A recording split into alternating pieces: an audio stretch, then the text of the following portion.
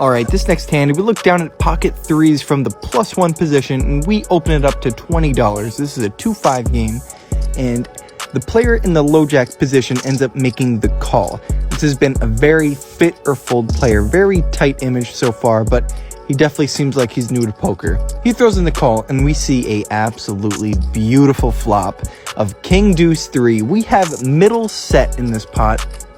We decide to throw out a c-bet of $20 into this pot, and this player does not call right away, and he announces raise. He throws out $65 into the middle, a little bit over 3x of my bet.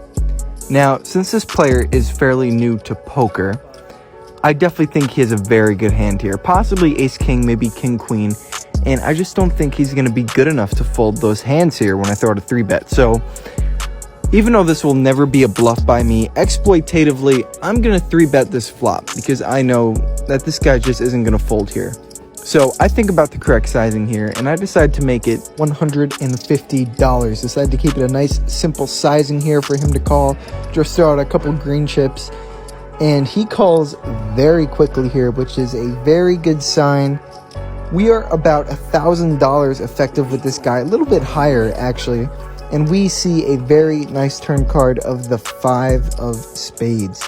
This card is a pretty big brick, so I'm going to bet out big. I lead out for $275 into him, and as you can see, he calls very quickly. I want to set up a nice river jam here, so I bet a little bit more than 3/4 the size of the pot here. He calls pretty quickly, and we see a very nice river card. It brings in nothing, and I set this up so I could jam the river, so that is what I do here. After Hollywooding for a couple of seconds, I put it all in, and he snap calls. I show the 3's, and he is not showing his hand, and he eventually shows that he had ace-king. With him being a fairly new player to poker, I could see why it would be hard to fold that hand, but top pair, top kicker, in a $2,000 pot, I mean, I have a bluff there or a nutted hand like I just shown, and most of the time I'm gonna have the nutted hand. Of course I'm gonna be bluffing sometimes, but I've had an extremely aggressive image at this table, so I get the reason for him calling. But what an awesome spot here to scoop in $2,000 with middle set. And now we have a beautiful army of chips to go to battle with here for the rest of the session.